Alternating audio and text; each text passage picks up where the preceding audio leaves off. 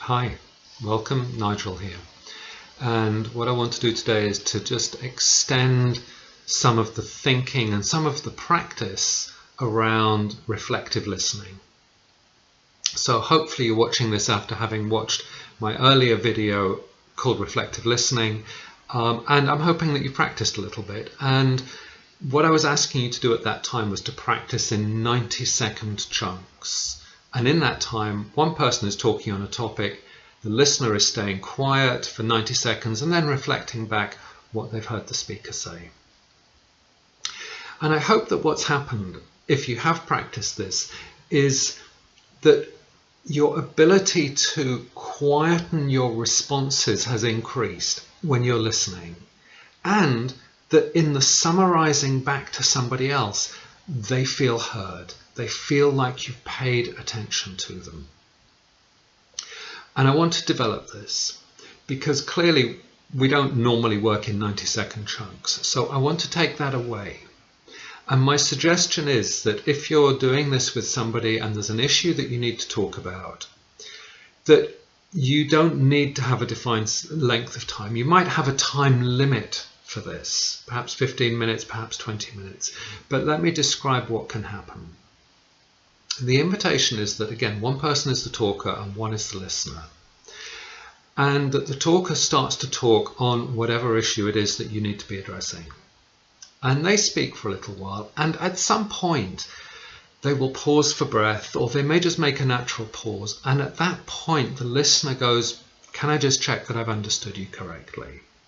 And what they say is, the listener says, "So you said that this was an issue and this was an issue, and you talked a little bit about something over here and something over there. You seemed quite upset while you were saying that. Am I getting that right?" And at that point the listener goes quiet again, and the talker will probably go yes or no, and then just carry on talking.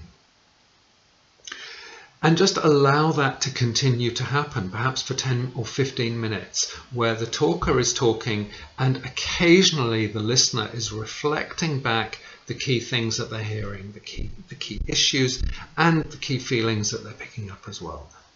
So that this extends now over a longer period of time.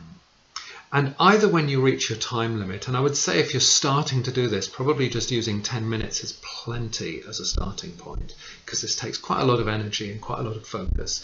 As you run towards the time ending point, what I would like the listener to try and do is to say, okay, we're just running out of time.